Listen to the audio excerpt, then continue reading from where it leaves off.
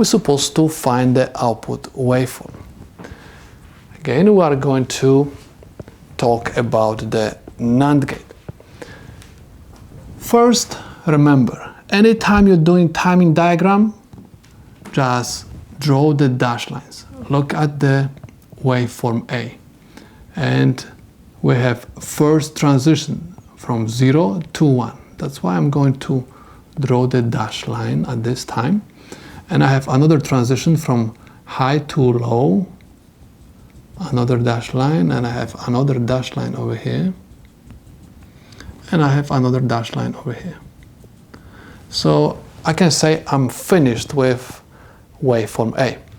Next, I'm supposed to look at waveform B. I have transition from high to low at this time. And I have transition from low to high at this time.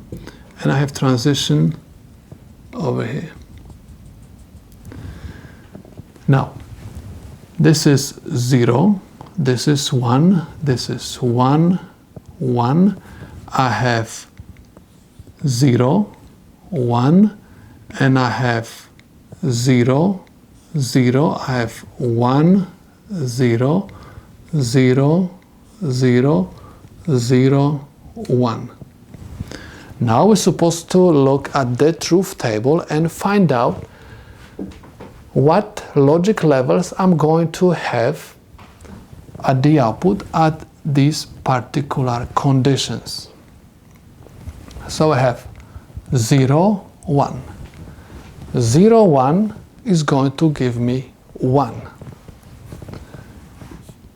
1, 1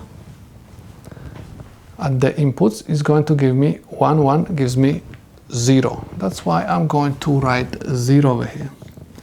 0, 1, according to the truth table, is going to give me 1.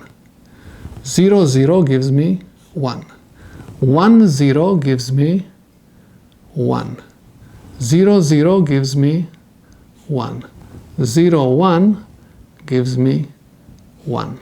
And 0, 0, 0 gives me 1.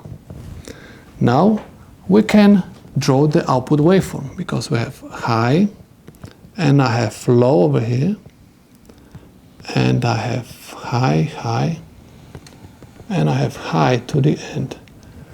Okay, so again, please notice that for the NAND gate, if both inputs are high, output is low. That's why I get low over here, because my both inputs A and B are high at this particular moment only.